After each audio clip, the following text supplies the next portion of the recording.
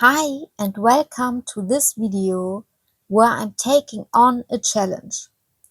I want to color an entire page using only watercolors. I've decided to color a page from Magische Reise or Magical Worlds by Johanna Basford. Specifically this one with the castle and the pond in the foreground. If you're new to this channel, hi, my name is Ina. If not, welcome back. As you can see, I've already taped off a border that's 2 centimeters wide on all sides. I've also fixed the corners with clips to prevent the page from warping too much when it gets wet. I didn't want to break the spine, so I weighed down the other side with a clamp to keep the book lying open. Here you can see the watercolor set I'll be using. I have no idea which brand it is, and I also don't know the names of the individual colors. But I show you what the colors look like. I also have a cloth to clean and dry my brush in between, a scrap sheet for testing colors, and a mixing palette. I'm starting with the sky, using the blue from the bottom row. I pick up a bit of blue on my palette and dilute it with water until I like the color. Then I apply it to the page, as you can see.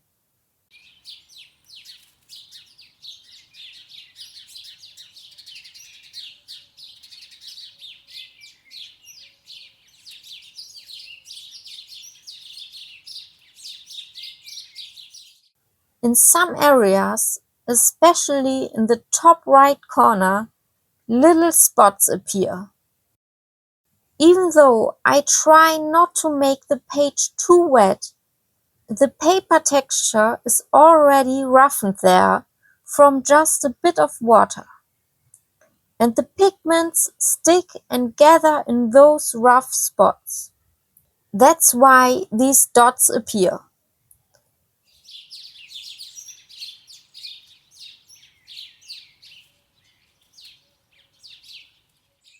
At this point, I was still hoping that after drying it would look better and the whole thing would appear less blotchy.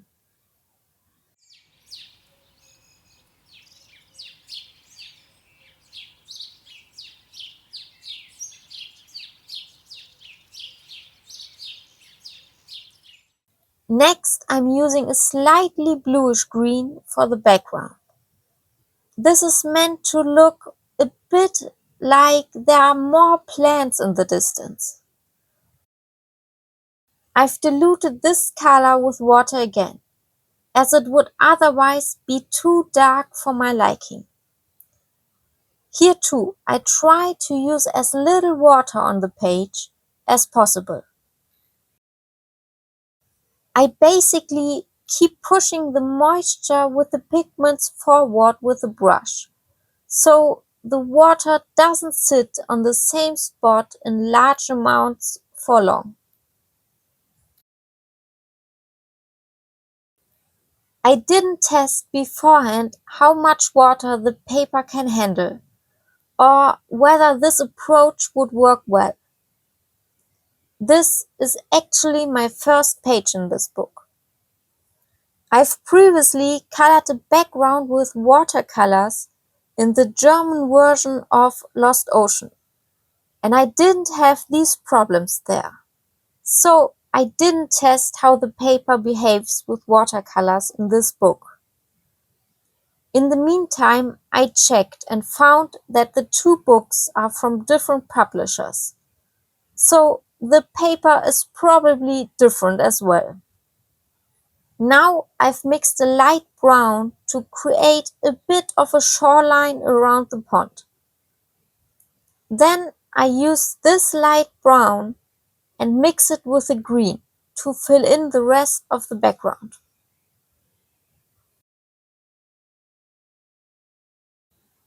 The blue has already dried a bit, so I tried to touch it up.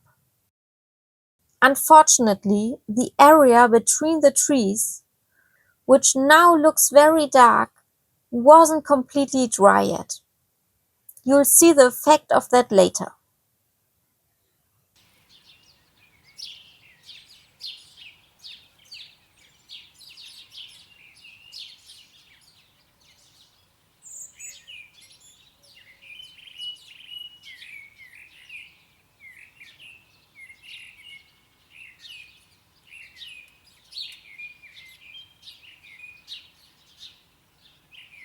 Next, I move on with a lighter blue, which I use for the water. With the water, I try to make primarily horizontal strokes to represent the structure of the water a bit, or at least avoid coloring against the water's natural flow.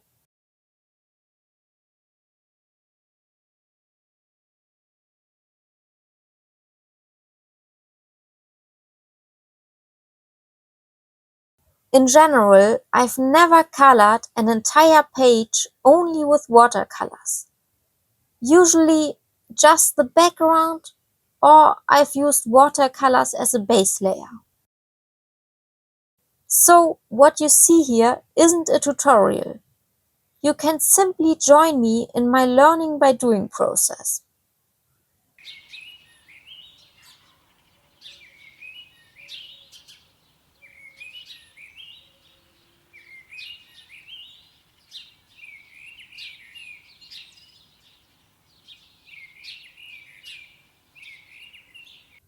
For the water, I now try to add shadows directly. For the stones, the fish, the water plants, and the back shoreline.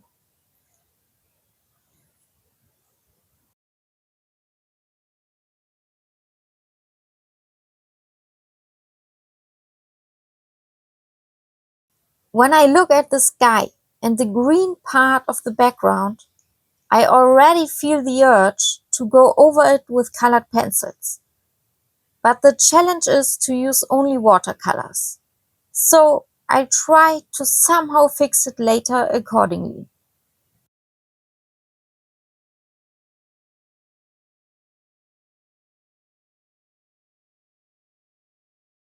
Now I'm using the brown that I had for the shore area, only less diluted, to color the tree trunks. Here you can see quite well how I push the dark drops of paint ahead of my brush, preventing the paper from getting too wet and developing dark spots. I'm simply coloring all of the areas brown first, and I will add the shading later. I definitely notice that it's much easier to get small areas reasonably even than large areas, like the background. Though I already suspected that before. Despite everything, coloring this page gives me a lot of joy, and I know that if necessary, I can still somehow manage to save the page, even if I might end up abandoning the challenge. But first, I will try everything to stick with it as planned. I got this book to experiment a little with different materials, color combination, and techniques. Many books that are drawn more realistically, I also want to color realistically. This book is different because the title Magical Worlds already shows that the book is not realistic, as well as the style with which Johanna Basford illustrates.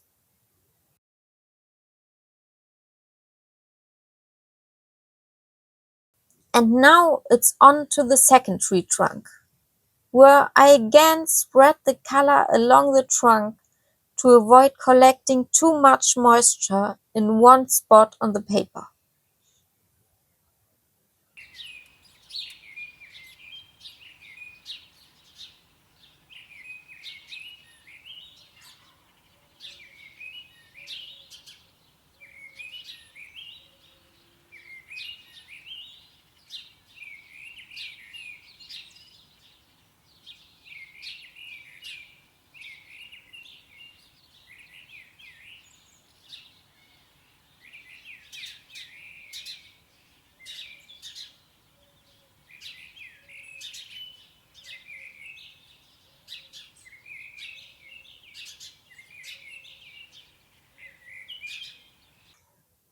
You can now see how I'm already trying to color a few shadows in some spots on the tree.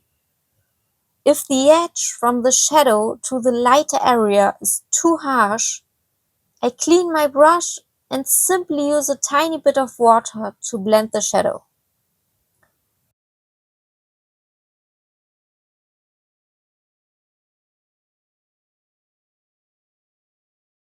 I'm now briefly showing you again what the white from the paint set looked like.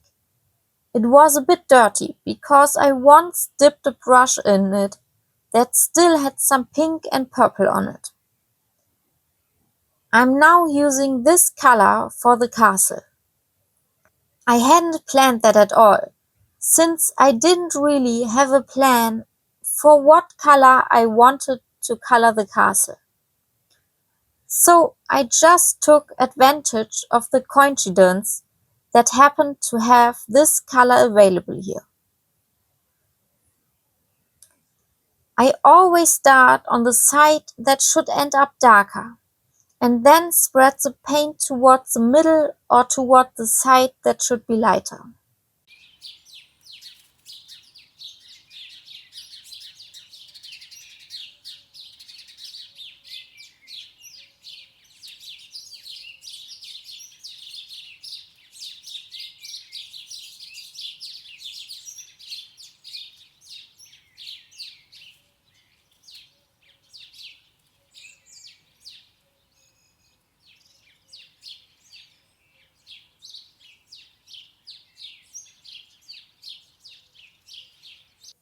Here you could see again briefly what the white currently looks like.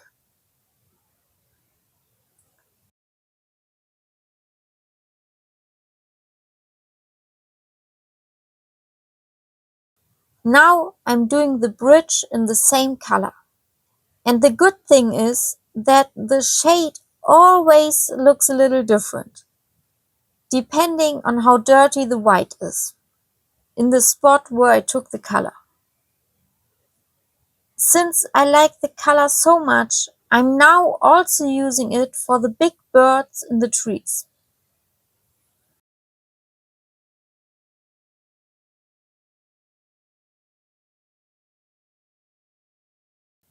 Next, I'm going to darken the shaded areas of the tree trunks.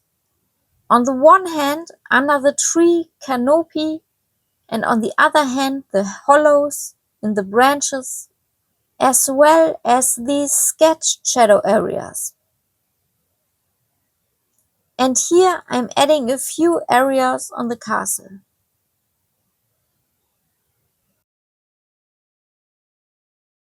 After letting the entire page dry thoroughly, I go straight back to the castle.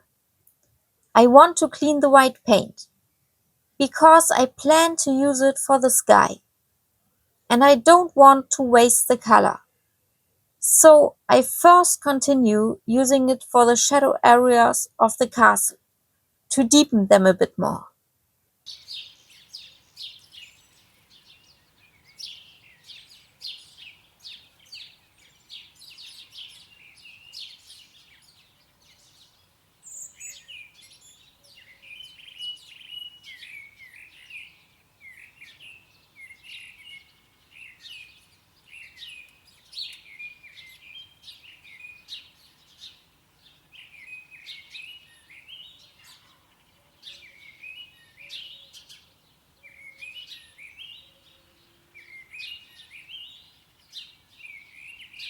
At that point, especially after the short break, I actually liked the page quite a lot.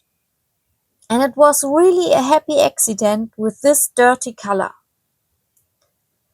When I dipped a dirty brush into the white some time ago, it wasn't very dirty at all. I even rinsed it, but not properly. It's amazing to see how much pigment still came out, and how dirty the white became from just the tiniest bit of color. This also shows very well that you can make great use of the materials you already have, and don't always need new ones. In this case, a dirty color can still be used very effectively.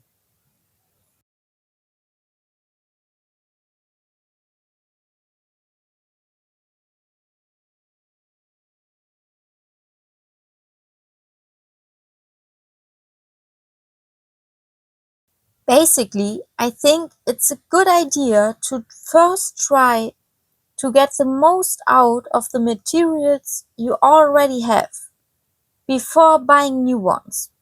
Of course, you can do that. But I think it's important to distinguish whether you really need the art supply or if you just want them. Because in most cases, it's more about wanting than actually needing. That's totally fine.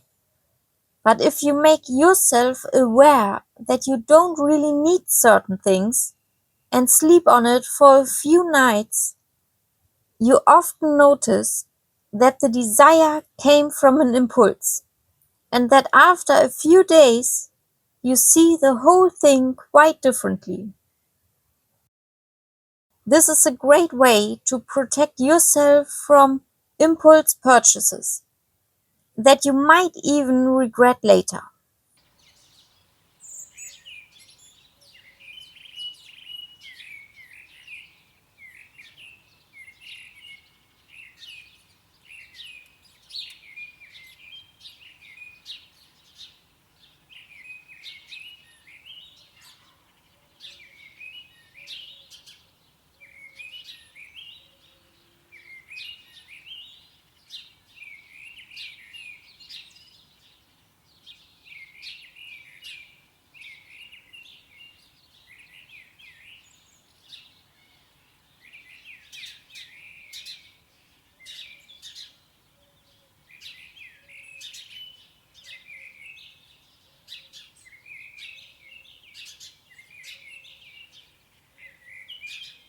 Here you can see how I properly clean the white.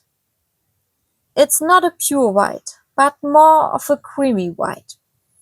Now I mix the white with the purple that was still on the palette to get a slightly different shade for the final details on the castle.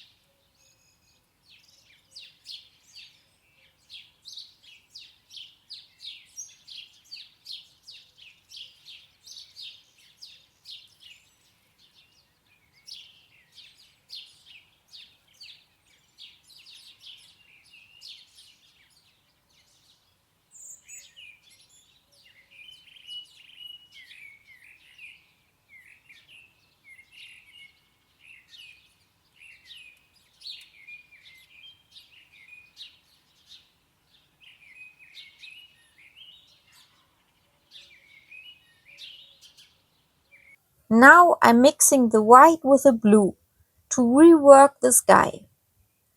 I mixed the white with the blue to make the blue a bit lighter and, on the other hand, to make it more opaque, so I can hopefully cover up these spots. Here you can see that in the areas where I applied the color between the trees before it was completely dry, it bled through slightly, but it's actually only minimally visible on the back. The color only bleeds through with larger amounts of water, or if you don't let the individual layers dry properly. Since small areas can be colored without any problem, I'll probably no longer do the backgrounds in this book with watercolors. But I might still do the motifs themselves. Because gradually, coloring with watercolors has become really fun for me, apart from the background. Maybe I also try watercolor pencils or water-soluble crayons. At this point, I wonder whether I'm actually making the whole thing better or if it's simply getting darker. Here, I'm trying to mix a bit more white into the blue again. And somehow the blue becomes slightly dirty. As I said, it's not a brilliant white, but rather a creamy white.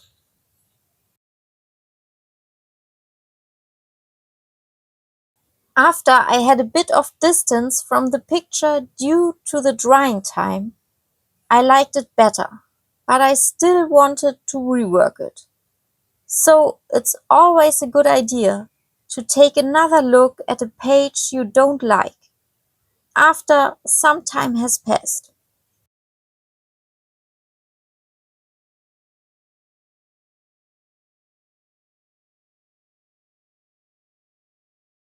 Now the greenish area gets a second layer, and at the transition to the blue I dab it a bit so that it looks like individual leaves.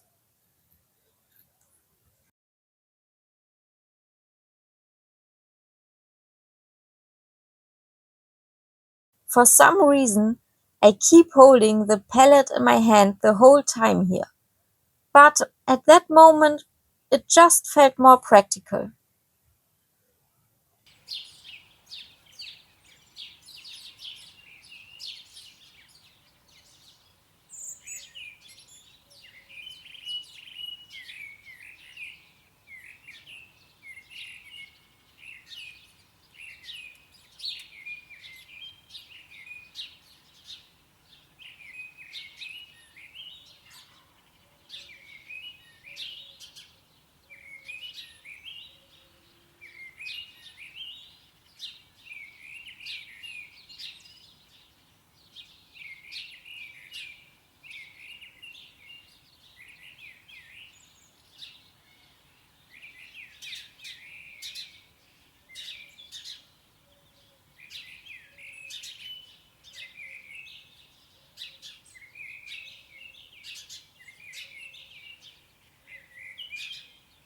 Now I use a bit more of the green paint, but less diluted, and add a second layer to the lower area to make it a bit darker there. Again, I dab the transition into the lighter area.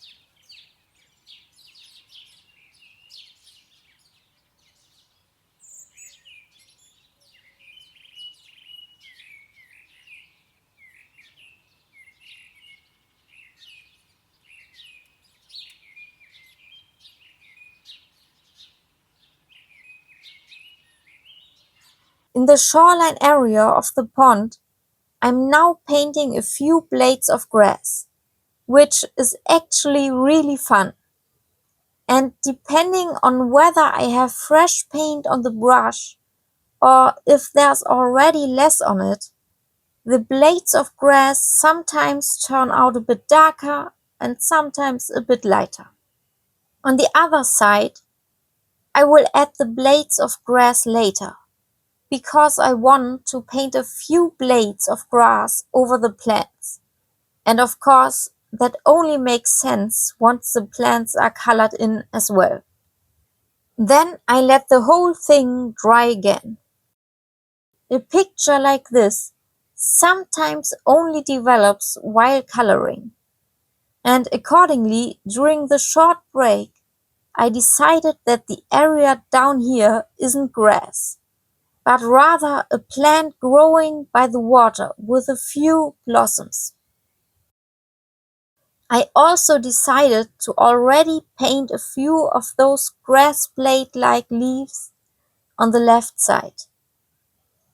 Since I take the color directly from the watercolor set, without mixing it, I'll be able to match the exact color later for the individual leaves. I will add.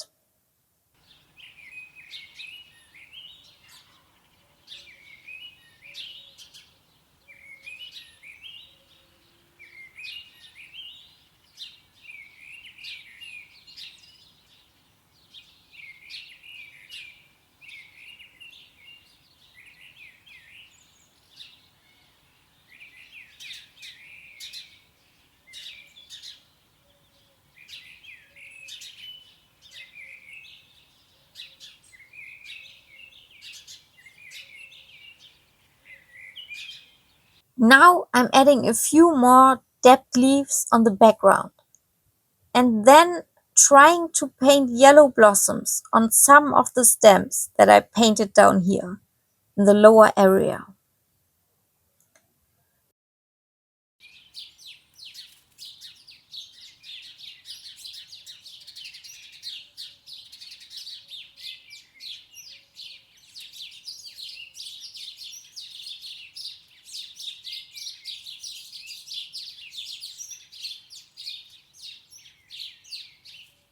I wasn't quite happy with the flowers yet, so I added a bit of orange. I'll definitely have to see later how I can improve them a little. Then I decided to intensify the shadows of the tree trunks a bit more. At this point, I also considered whether the trees should get a slight light edge, since I want to illuminate the castle windows. But because the castle is clearly further back in the picture than the trees, no light will likely reach there. So I won't paint a light edge on the tree trunks.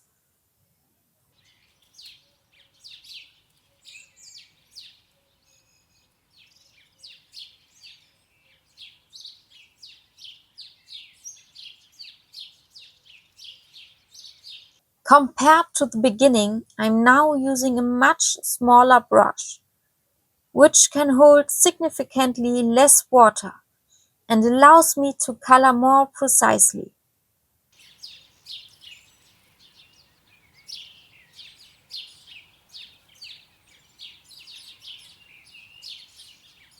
I'm coloring the shadows the same way as I explained it for the first layer. I apply the paint to the dark area and then try to blend it slightly into the lighter area. And if I notice that I have too much paint on the brush, I clean it and blend it with a little bit of water. It's definitely a good idea to let the layers dry thoroughly before working on the next one. On the one hand, this reduces the risk of the paint bleeding through and damaging the paper. On the other hand, it also makes it easier to layer the paint. Basically, I also thought that for the future it might make sense to use additional watercolor sets. I actually have some others that are less pigmented. And the advantage would be that I wouldn't need to dilute the paint as much to get a lighter tone. That would naturally require less water as well. But for this challenge, however, I want to work with just this one watercolor set.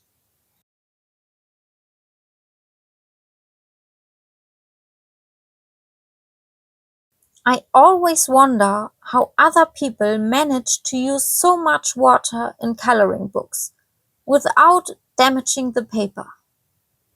Not necessarily in this exact book, but also in other books I have in the same edition. Somehow it never works out for me. The moisture is always immediately absorbed by the paper.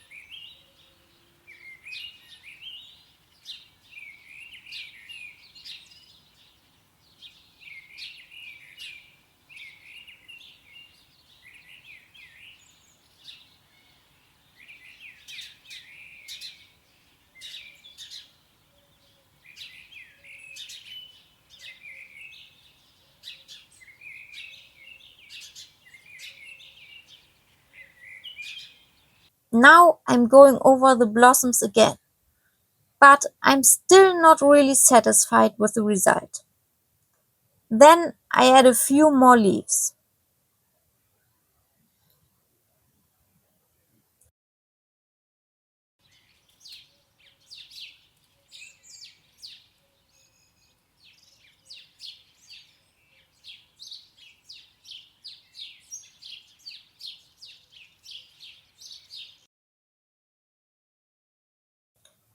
Here I try to depth the transition from the green to the sky a bit more, but now it has become too dark. That's why I'm using my white adding marker to make the transition a little lighter again. Whether this marker still counts as watercolor, just like the acrylic paint from the Posca marker I'll use next, you can decide. For me, it's fine. Since the adding isn't very opaque anyway, I dab it a bit with my finger, and then you can hardly see it anymore. But the color I applied earlier is a bit lighter again.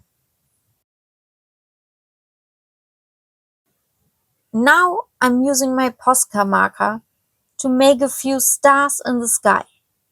Because since the blue has become so dark, I decided to just turn it into a night sky.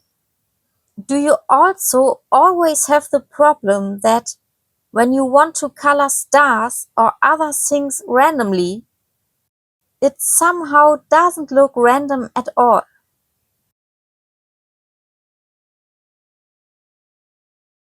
Now I'm removing the washi tape, and I have to say it doesn't look as bad as I thought at the beginning, except for the transition from the green to the sky.